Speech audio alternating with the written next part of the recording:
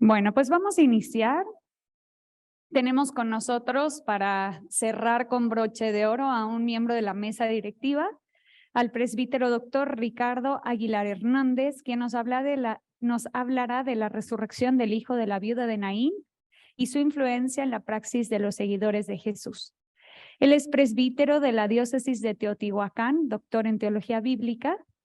Su tesis fue sobre las visiones y revelaciones del Señor, modelación del método exegético pragma lingüístico icónico y su aplicación a 2 Corintios 12, 1 a 10 de la Universidad Pontificia de México.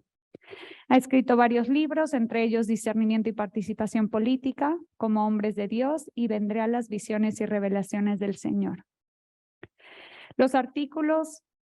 Ha escrito varios artículos, entre ellos el análisis crítico del discurso y su aplicación al estudio de 2 Corintios 12, 1 a 10, modelación del método exegético pragma lingüístico icónico y su aplicación a 2 Corintios 12, 1 a 10, el método pragma lingüístico icónico, modelación y aplicación. Actualmente es director de la Dimensión de la Animación Bíblica de la Pastoral en su diócesis y miembro de la mesa directiva de la ABM. Recibámoslo con un caluroso aplauso.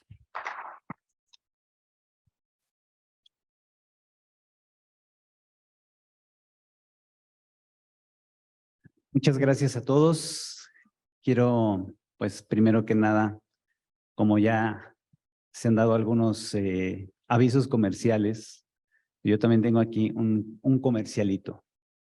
Comparto en pantalla a todos, presenciales y compañeros que nos siguen de manera virtual, la página, bueno, el canal de YouTube que un servidor tiene, donde continuamente voy subiendo reflexiones, lecciones divinas, algunos cursos que he dado también. Y pues es una forma de divulgar la palabra de Dios.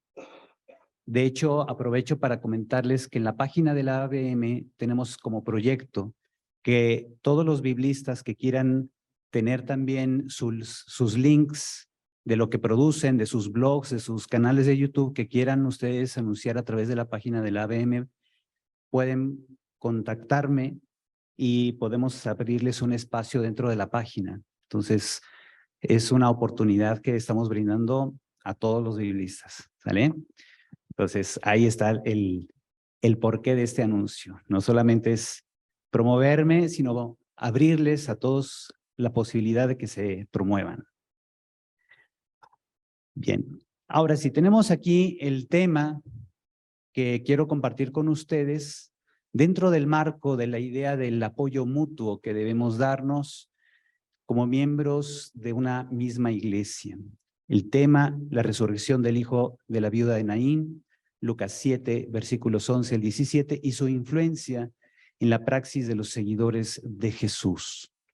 El objetivo de la conferencia es mostrar cómo las comunidades cristianas primitivas encontraron en este texto y en otros muchos, mencionaré al menos ahí Santiago 1, que los tomaron como normativos para perfilar su forma de proceder, su forma de asumir compromisos sociales, de atención a los más vulnerables de la sociedad. En esta introducción quiero hablar de cómo la Lumen Gentium número 48 nos recuerda que la iglesia debe ser como un sacramento de unidad y de santificación para todo el género humano. Entre los desafíos actuales de la iglesia sabemos que la iglesia ha ido perdiendo credibilidad.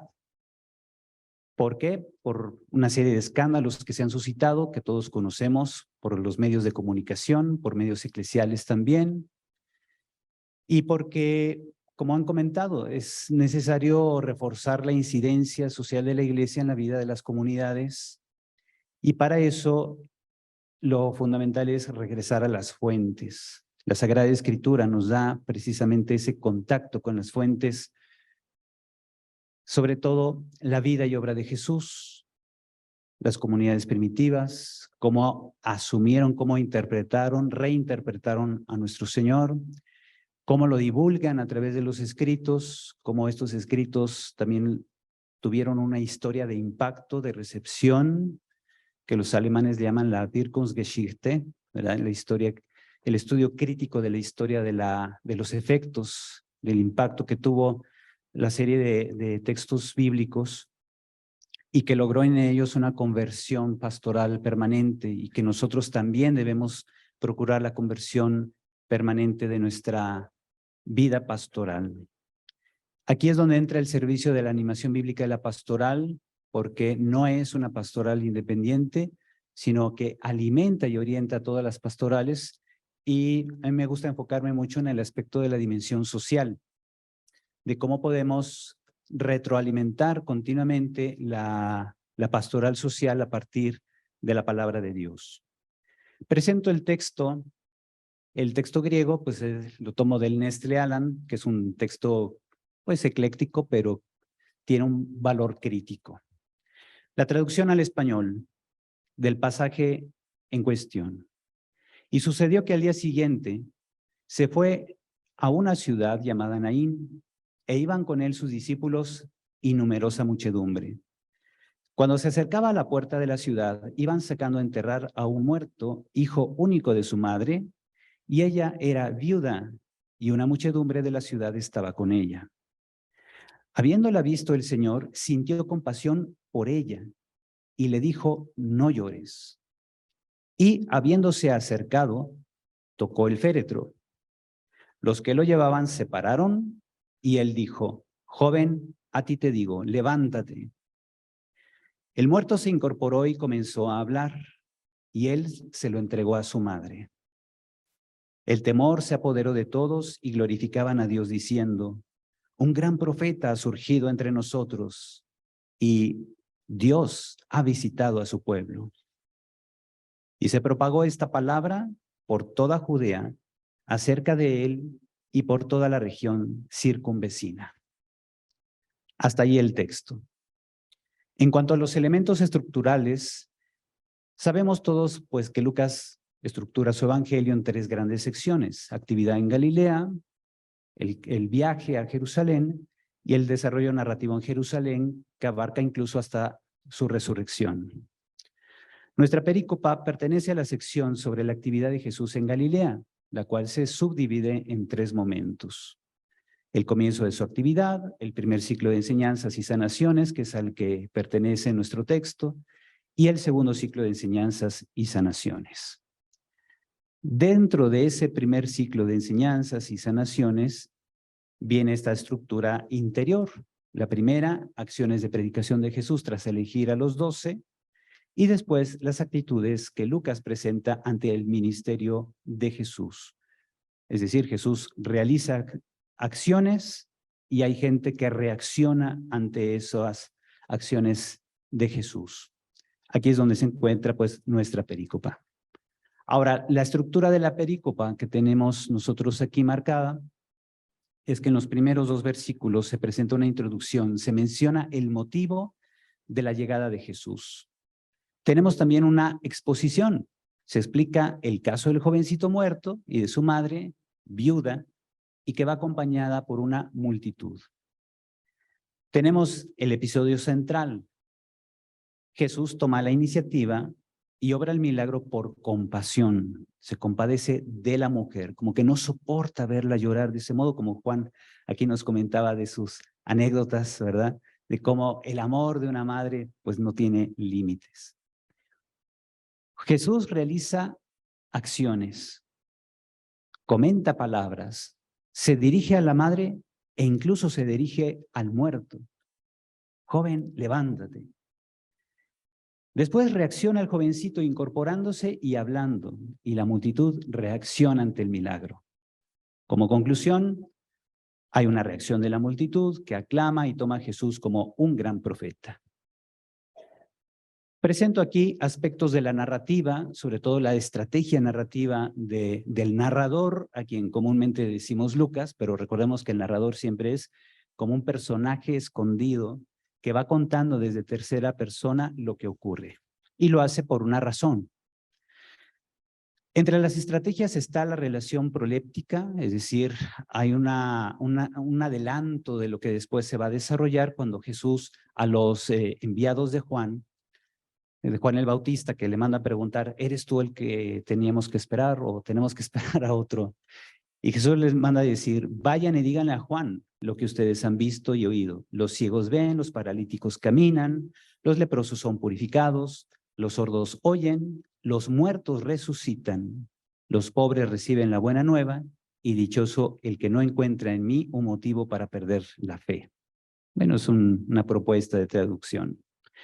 Sobresale aquí Isaías 26:19, este pasaje de que los muertos resucitan, que de hecho viene en otra sección de Isaías, no concretamente la mayoría de los signos que Jesús manda decir a Juan. Y esto es precisamente la conexión que hay entre lo que está realizando aquí con el hijo de la viuda de Naín y después, versículos después, viene este mensaje de Jesús a Juan. También encontramos un paralelo antitético entre dos grupos. Dentro de la narración aparecen quienes siguen al que da la vida, o sea, Jesús, que va con sus discípulos, y otros que siguen a un muerto, la muchedumbre que va saliendo de Naín. Esto es una estrategia narrativa también para aumentar el suspense. Dentro del estilo lucano tenemos que Lucas focaliza los sentimientos de Jesús, se va a lo interior y no se queda en describir lo exterior. No nada más de que le habló y el niño se levantó y ya lo entregó a su madre. No, hace un énfasis en cómo sintió compasión. Se utiliza el verbo splagnizomai, siente compasión por la mujer y actúa en favor no solo del niño, sino también de ella. El relato muestra a Jesús compasivo, con poder sobre la vida y la muerte. El resultado, los presentes alaban a Dios, ven a Jesús como un gran profeta que ha surgido entre ellos. Notamos claramente la relación intertextual con el pasaje de Elías, en primer libro de Reyes, capítulo 17, y una analepsis, es decir, un recordatorio de algo que ya se dijo antes, en 7, 16 y 17, con respecto al Benedictus, que rezamos todas las mañanas, donde se reconocía que Dios ha visitado a su pueblo. Paso ahora a referir las fuentes y conexiones usadas por el evangelista para redactar este relato. Quien desarrolla magistralmente una síntesis de todo este trabajo es el fallecido John Paul Meyer en su obra Un judío marginal.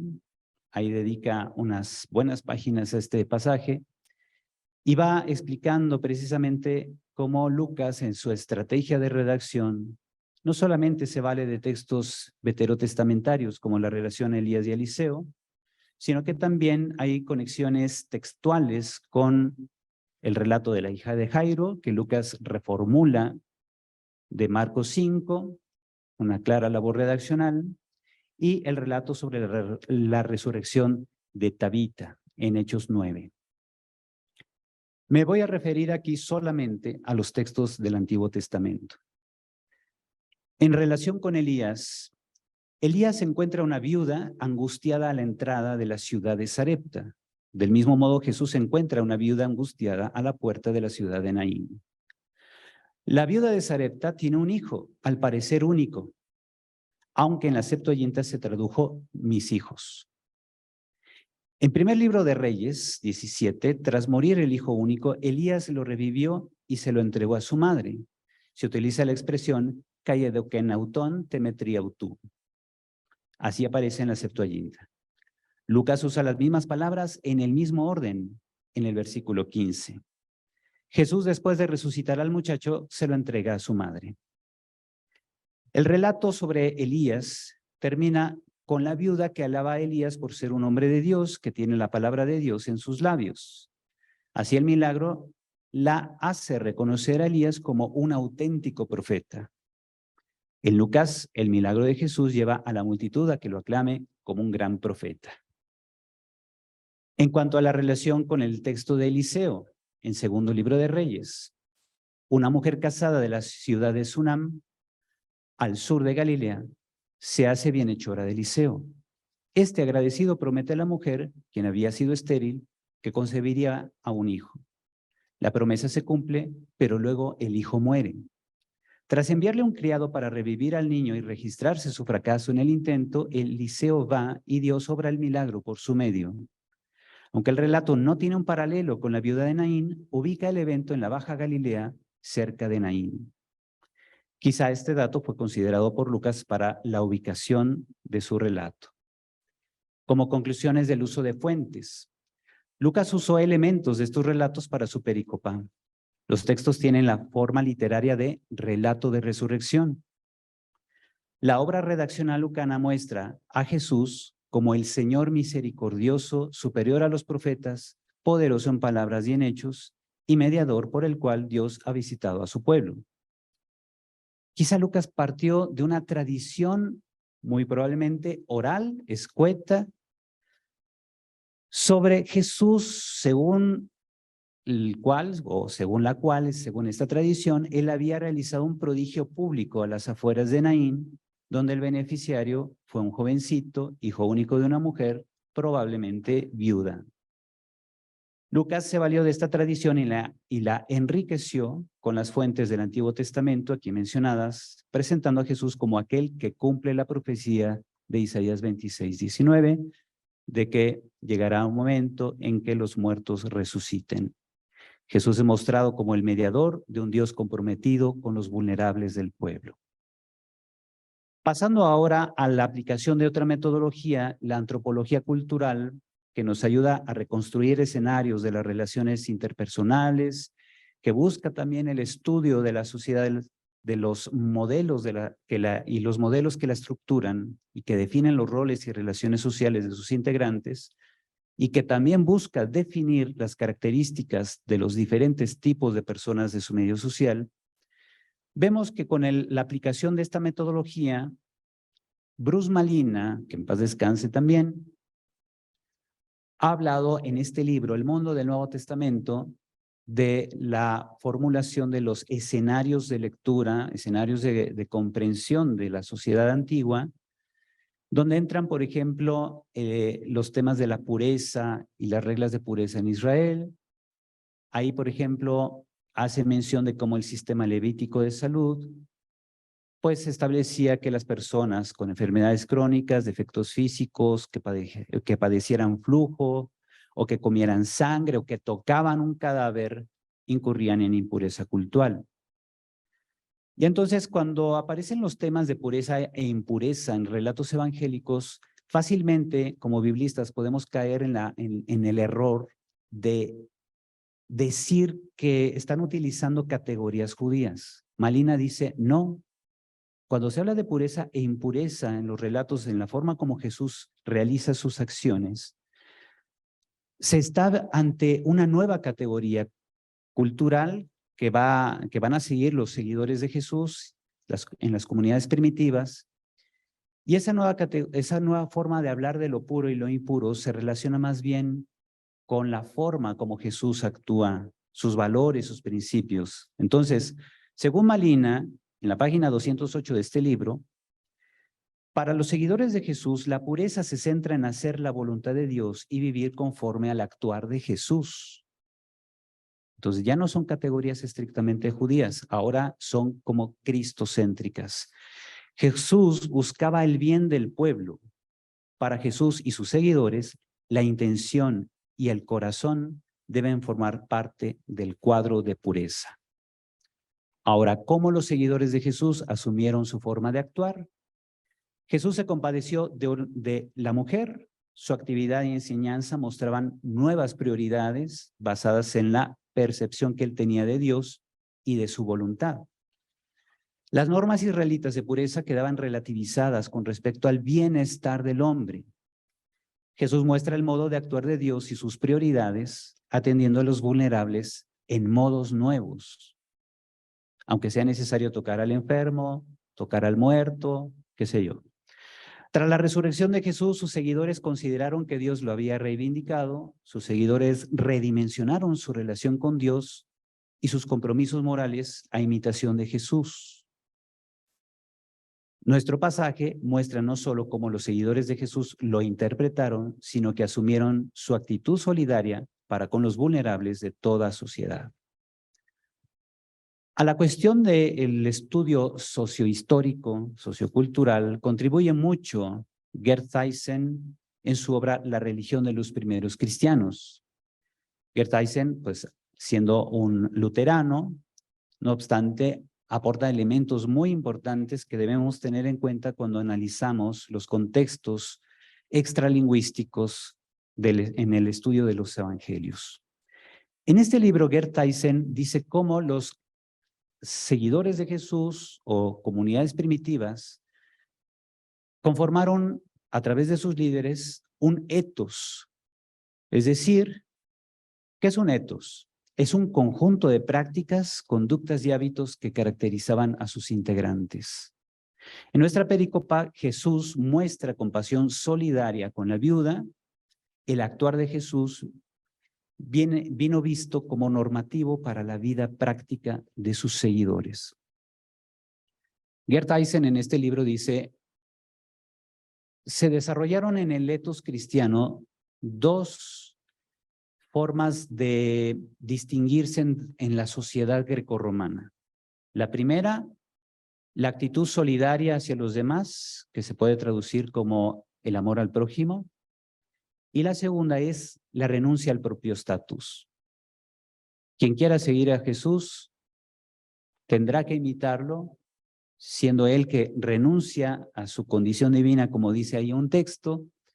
Entonces las comunidades de seguidores de Jesús consideran que ese es el modo correcto de asumir los valores de Jesús y poderlos reproducir, porque en la sociedad grecorromana uno de los valores fundamentales era el honor. Y entonces había que defender la honorabilidad y por eso se enfrentaban desafíos o se adquiría la honorabilidad también a través del simple ser hijo de un famoso, de un poderoso, porque son las dos formas de honorabilidad que conocemos, la honorabilidad adscrita y la honorabilidad adquirida, que era el resultado de triunfar en un desafío social. En cambio, los cristianos o los seguidores de Jesús, pues debían no dejarse llevar por estos criterios del mundo, sino asumir los criterios de Jesús, vivir como Él, actuar como Él. Amar al prójimo como Jesús lo hacía, se convertía en una radicalización de lo que ya se enseña en la Torá. No basta amar al prójimo como a uno mismo, sino amar al prójimo como Jesús nos amó. Ese fue el criterio que, aunque aparece en el Evangelio de Juan, es una constante en la historia de la recepción de las tradiciones sobre Jesús en las comunidades cristianas. Ahora, obviamente, siempre hubo pleito entre algunos miembros de la comunidad, es decir, no podemos así decir que todo fue miel sobre hojuelas. Sabemos que incluso miembros de una misma comunidad cristiana también tenían grandes pleitos entre ellos. Pero la enseñanza de los llamados líderes era precisamente orientar a todos a que asumieran los valores de Jesús y su imitación. En Santiago, encontramos en el capítulo 1, versículo 27, lo que ya aquí el padre Federico nos comentaba en el diálogo, ¿verdad? Como la verdadera religión en qué consiste. Tengo aquí en el texto en griego y en español, la religiosidad auténtica e intachable ante Dios y Padre consiste en atender a huérfanos y viudas en sus aflicciones, incontaminado a sí mismo, mantenerse del mundo.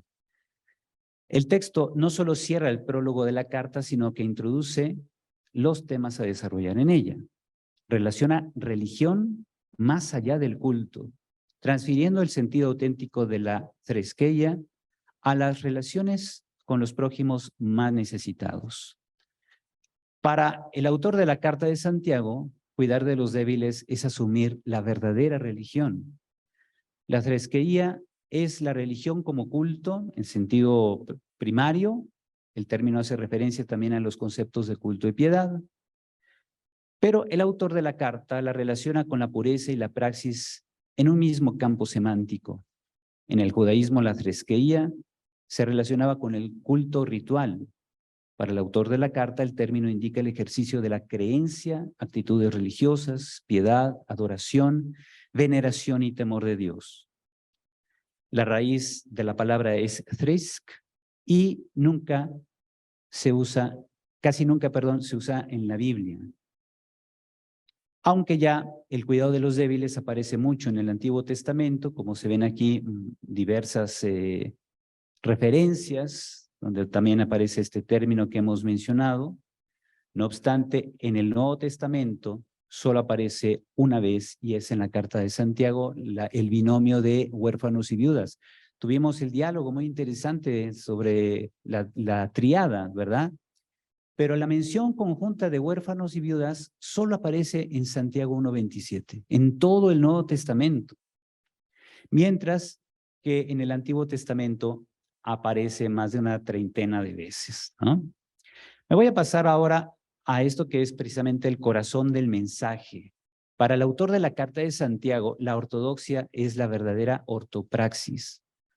Entonces, no es tanto cuestiones de doctrina férrea, sino más bien quien ama más, ese es el que refleja el sentido del mensaje de Cristo.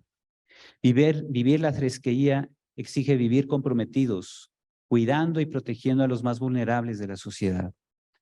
El binomio huérfanos y viudas, como ya dije, solo aparece aquí en el Nuevo Testamento y aparece más de 34 veces en el Antiguo. La idea es que Dios es el defensor de huérfanos, viudas y extranjeros. Así, aquí pongo unos textos nada más como referencia en Deuteronomio y Salmos.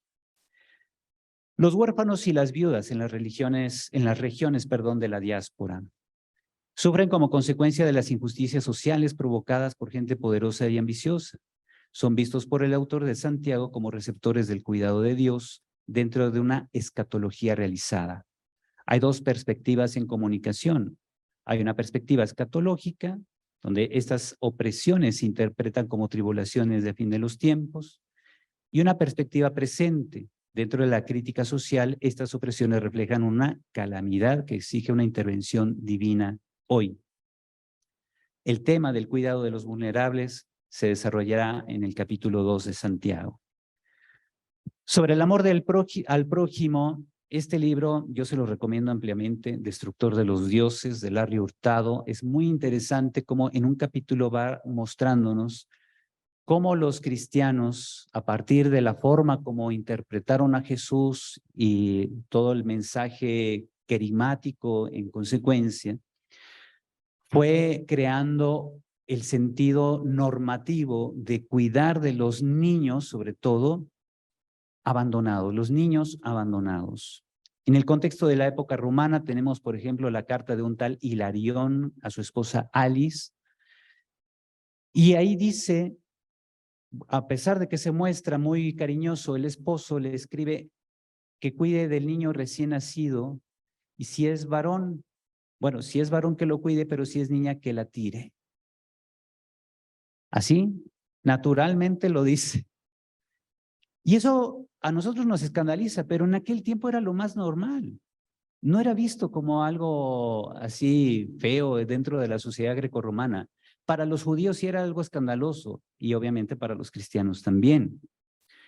La mayoría de los niños abandonados morían, pues eran echados a vertederos, abandonados en campo abierto, fuera de los poblados, otros eran estrangulados y otros arrojados al mar.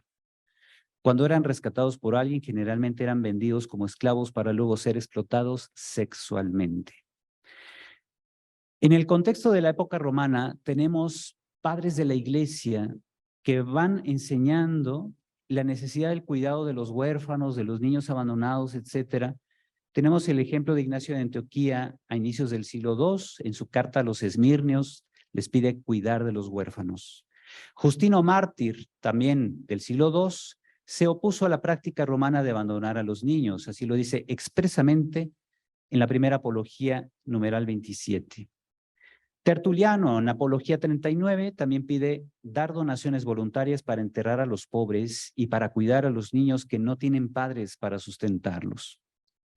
Arístides, apologista cristiano de mitades del siglo II, en la Apología 15, habla de cómo los cristianos administrando sus bienes velan por los huérfanos y a las viudas rescatan y las viudas rescatan a los niños expósitos, o sea, los niños abandonados, expuestos ahí en medio de la nada, y apoyan a quienes no tienen recursos.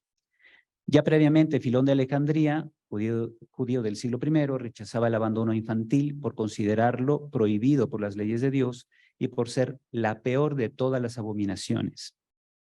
Flavio Josefo afirmaba también que la ley judía pedía que se criara a toda la descendencia, prohibiendo los abortos o el abandono infantil, en su texto Contra Apión.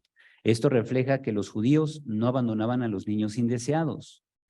Con el paso del tiempo, muchos paganos también comenzaron a rechazar la práctica del abandono de niños. Ejemplo de ello, el filósofo estoico Musonio Rufo en el siglo I. La Iglesia recuperará su influencia social en la medida en que realice un servicio más organizado a las personas vulnerables.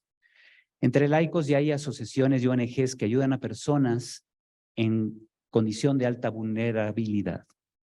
No solo asistencia a madres solteras y migrantes, sino atención a niños que corren riesgo de ser incorporados al crimen organizado. Esto es muy típico de nuestras tierras.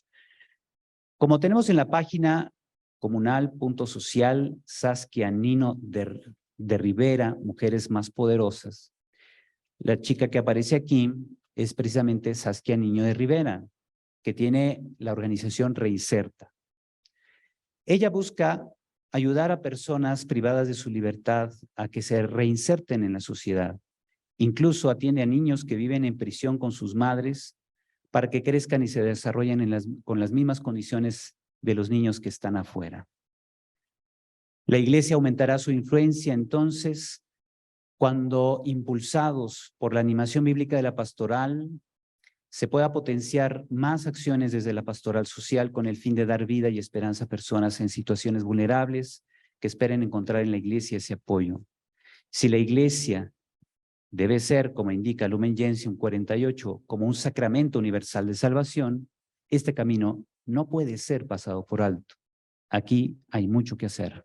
Muchas gracias.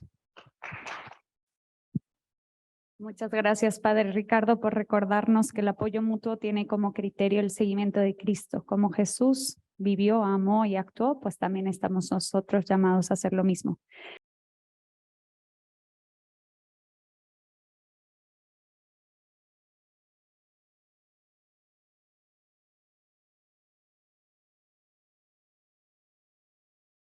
En el pasaje en el cual has querido iniciar tu exposición, creo que ha sido excelente. Muchísimas gracias por todas las relaciones que haces.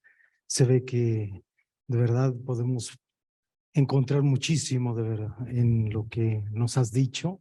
Se han abierto muchos horizontes, pero me llama la atención uno que quizás no se tocó, que es el contexto geográfico. Hay una ciudad que produce muerte. Hay un campo abierto que produce vida, porque va Jesús con sus discípulos, lo nombraste. Y después todo se pasa a la puerta de la ciudad, en el lugar en donde se realizaban las acciones jurídicas. Y en los pasajes que nombraste del Antiguo Testamento también hay los hechos que se realizan en la puerta de la ciudad. ¿Qué relación o cómo se puede encontrar la relación entre el espacio abierto, el espacio cerrado, el espacio jurídico y la defensa de los huérfanos, de las viudas? Creo que en la cuestión de la estrategia narrativa del autor, a quien llamamos comúnmente Lucas, no solamente hace referencia de textos del Antiguo Testamento, sino, como bien dices, plantea deliberadamente esta acción de Jesús en un campo abierto, en un espacio público, donde hay injerencia jurídica también. En cierto modo, como haciendo un juicio en favor de los vulnerables y al mismo tiempo está presentando el contraste con el ámbito privado. De hecho, poco antes Jesús había hecho una sanación en un ámbito privado y ahora aparece en un ámbito abierto. Entonces, hay una clara forma o una estrategia de contar las cosas en Lucas que ciertamente da para mucho, ¿verdad? Uno puede hacer una gran cantidad de estudios ahí sobre el manejo de estas, no solo estrategias, sino el trasfondo. ¿Qué se quiere decir a través de este tejido, digamos, textual que abre o nuevos horizontes para el estudio que va más allá de lo textual? La relación extratextual, o le llamamos también, por ejemplo, los estudios que se centran, por ejemplo, en el marco social, que tenemos contexto lingüístico, por un lado, y contexto extralingüístico, por otro, que nos permite, como he hablado aquí de la antropología cultural, conocer más de fondo el por qué los autores del Nuevo Testamento plantean sus narraciones de ese modo. Como bien dices, ¿hay de fondo un interés? Yo digo que sí, que efectivamente el autor quiere establecer el juicio de Dios en una escatología presente, el compromiso por los necesitados, por los más vulnerables. No es solamente un modelo a seguir, sino que Lucas lo presenta como algo normativo. Esta es la forma de actuar de Dios. ¿Cómo emite Dios su juicio contra el mundo, contra lo mundano, pues? Asumiendo el rol de ver por los necesitados, por los más vulnerables, y eso forma parte de esta estrategia de narración de Lucas, ¿no? Entonces, ¿cuál fue originalmente o qué fue lo que históricamente sucedió? No podemos saberlo. O sea, tenemos idea de que surgió de una tradición que ubica curiosamente Naín, que casi nunca se menciona en el Nuevo Testamento, y se habla de un beneficiario, un jovencito, muchos traducen como niño, puede ser un adolescente, no sé lo que haya sido. Se habla de un prodigio, pero no hay un acuerdo común de los especialistas que, aplicando criterios de historicidad, digan fue exactamente una resurrección. Como haya sido, Lucas lo que hace es reformular la tradición, la enriquece con textos del Antiguo Testamento para comunicarnos un significado. Dios se compromete con su pueblo. Ajá. Espero responder la pregunta. Gracias. ¿Alguien más? Aquí, Padre Federico. Fede, Padre Fede. nuestro seminarista. Muchas gracias, doctor. Oye, a propósito de la dinámica espacial que comentábamos ahora, y desde el punto de vista de la antropología cultural, alguna vez había leído algo así como, pues es el encuentro como de dos muchedumbres, una que va saliendo con un muerto, que podríamos a lo mejor catalogar la cultura de la muerte, que va presidida por un cadáver. Y la otra, pues otra muchedumbre que ya viene caminando con Jesús, dejándose fascinar por sus signos, por su mensaje de vida. Entonces, como el encuentro de estas dos culturas, la cultura de la vida y la cultura de la muerte, que al final pues va a prevalecer la cultura de la vida con Cristo, que lo va a levantar. No sé si... Sí, gracias. De hecho, precisamente, bueno, ahí lo mencioné muy escuetamente, pero sí, varios especialistas, comentaristas de Lucas, van puntualizando eso. Como le decía, hay una muchedumbre que sigue al que da la vida y otra muchedumbre que sigue a un muerto. Dentro de un contexto de angustia, desesperación, la mujer está triplemente angustiada, perdió al esposo, ahora pierde al hijo y se pregunta por ella. ¿Qué voy a hacer yo en una sociedad, pues podríamos decir machista, pero una sociedad obviamente patriarcal, como diríamos en el análisis de la cuestión de género y todo esto? y que las mujeres tenían este gran desafío que al perder al esposo y al hijo único, al varón que pudiera darle todavía una representatividad social a la mujer, pues se encontraba desamparada literalmente. Y Jesús, cuando la ve llorar, cuando la ve angustiada, él no puede soportar lo que la mujer está sintiendo. Por eso les decía, Lucas focaliza los sentimientos de Jesús para que tú como lector te identifiques con él, que es capaz de entrar en el corazón humano del doliente, le entiende, le acompaña y finalmente a través de palabras y acciones le da esperanza. Pero sí es muy notorio esto, ¿verdad? Varios especialistas muy recientes también de Lucas enfatizan el encuentro de estas dos muchedumbres que después del signo de Jesús, después de su milagro, se unen de manera conjunta para clamar a Dios y reconocer a Jesús como ese gran profeta por el cual Dios se hace presente en su pueblo. Gracias. Muchas gracias, Padre Ricardo. Aquí Juan. Sí, una última, nos han comentado que la misa sí la tenemos que empezar a las 12 porque hay una misa a la 1. Nomás un minutito. Sí. Se me hizo precioso, muchas gracias. Lo que más me gustó, se me hizo hermoso cuando dijiste, amar al otro como te amas a ti mismo. Tú dijiste, no, amar al otro como nos ama Cristo. Y me hizo mucho pensar en San Pablo, ya no soy yo, es Cristo quien vive en mí. Todavía vivo en la carne, en mi frágil fragilidad, pero queriendo amar como Cristo. Muchas gracias, esto me encantó, aterrizarlo así. Gracias. Bueno, pues un aplauso, agradecemos al Padre Ricardo.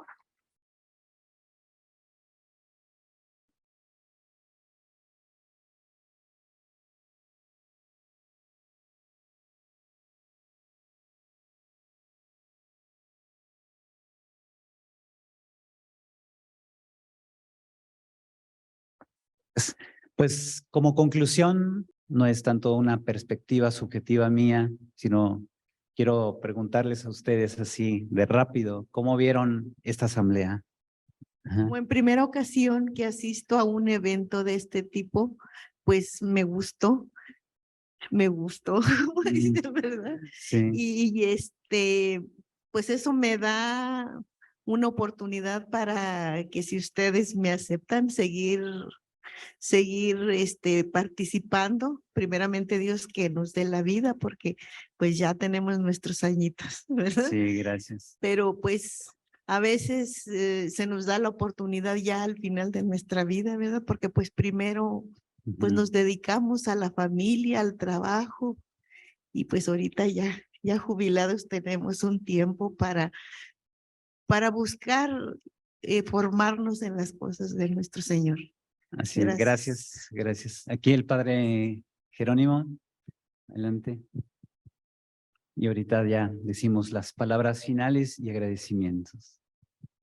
Me parece que las acciones concretas del objetivo que se había trazado se logró en parte, porque hay que irlas realizando ya, actualizándolas, algunas cosas, ya en las cuestiones pastorales también, bíblicas de nuestras comunidades.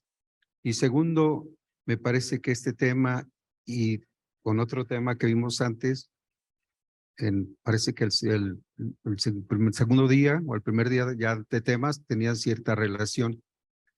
Entonces, si se hubieran conectado un poquito esto, hubiera sido interesante. Eso es todo lo que capto, ¿verdad? Un poquito, pero... Muchas gracias.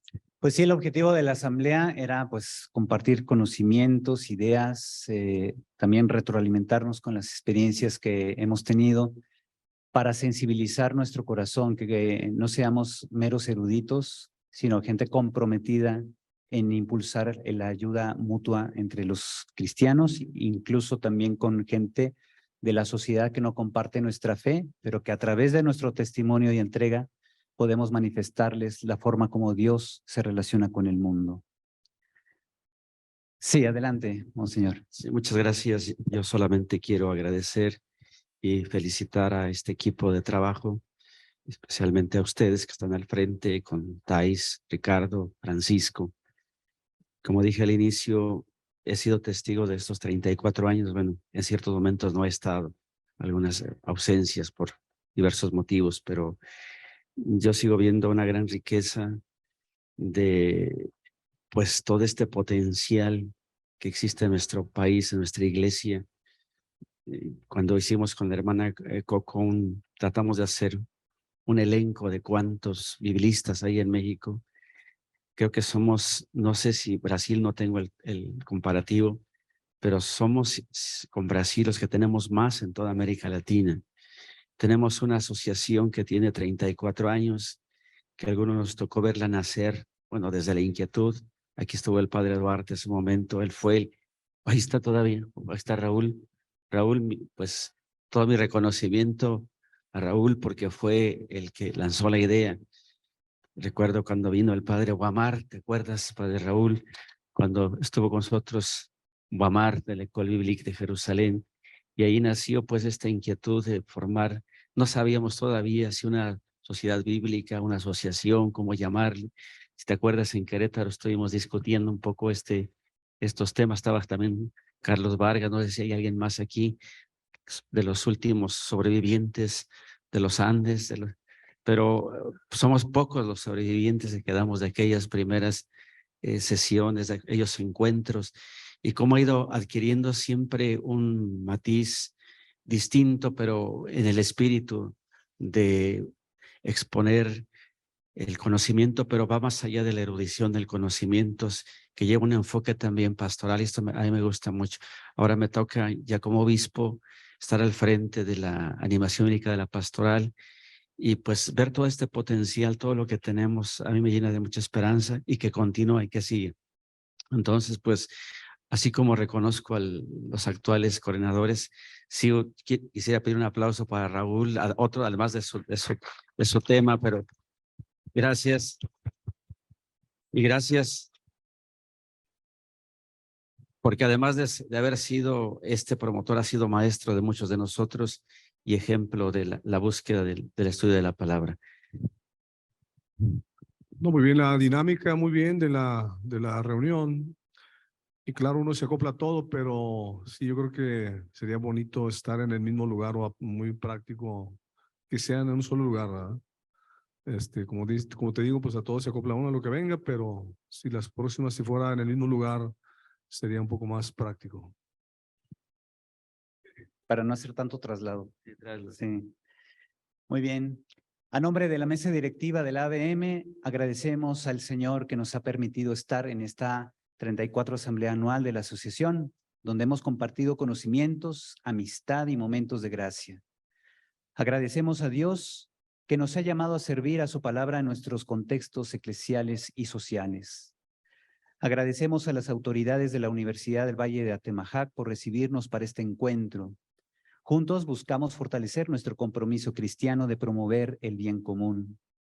En esta asamblea anual hemos buscado profundizar el mensaje de las Sagradas Escrituras, hemos procurado enriquecernos con su lectura atenta, análisis y estudio formal, y sobre todo, hemos intentado arrojar luz sobre las tareas pastorales que podemos impulsar a partir de la reflexión bíblica. Agradecemos a los hermanos biblistas que en estos días, como ponentes, han compartido sus esfuerzos, sus intuiciones, sus estudios y conclusiones a partir de la palabra de Dios. Además, les agradecemos porque con sus exposiciones hemos podido renovar nuestra conciencia de hermanos y de hacernos prójimos de los demás. Agradecemos de manera particular al rector de la Universidad del Valle de Atemajac, el padre licenciado Francisco Ramírez Yáñez, a la doctora Yadira Robles, que nos acompañó al inicio, al maestro Carlos Moller, coordinador de Relaciones Públicas de la UNIVA, y a su equipo de colaboradores, el equipo técnico también de manera muy especial. Agradecemos al señor cardenal José Francisco Robles Ortega, pastor de esta iglesia de Guadalajara, al presbítero licenciado Federico Vaca Silva, aquí presente, al excelentísimo señor obispo don Adolfo Miguel Castaño Fonseca, también aquí presente. Tenemos también nuestro agradecimiento a las personas encargadas de la Casa de Ejercicios. Tenemos al padre Rafael Ramírez, a las hermanas siervas del Señor de la Misericordia que dieron hospedaje a tantos de nosotros. Agradecemos a las señoras del Regnum Christi, a la señora Irene Sánchez, que nos ha ayudado también con traslados de muchos de nuestros compañeros de la Asamblea. Agradecemos al Instituto Bíblico Católico de Guadalajara. También tenemos a Salvador Emanuel Alejandro Espinosa Zambrano, aquí en servicio técnico, estudiante de la Universidad Pontificia de México. Agradecemos a quienes forman parte de la mesa directiva, al Padre Nieto, presidente de nuestra asociación, y que en este momento está recibiendo el nombramiento de profesor estable en la Universidad Pontificia de México. Por eso físicamente no está con nosotros ahorita. A Thais Gea, que ha hecho un trabajo titánico, ¿verdad?, para el éxito de este encuentro. Fuerte aplauso para ella. Y en cuanto a un servidor, agradezco también el poder servir al Señor y a ustedes como miembro de esta mesa directiva. Pero sobre todo, gracias. Pero sobre todo agradecemos a todos y cada uno de ustedes que participando de modo presencial o a distancia han hecho posible este evento. Esperemos que cada asamblea anual vaya siendo mejor. Ayúdenos a difundir estos encuentros y sigamos sirviendo a la palabra de Dios con todo entusiasmo para que el mundo en Cristo tenga vida en abundancia. Gracias a todos y nos vemos en Cancún el próximo año.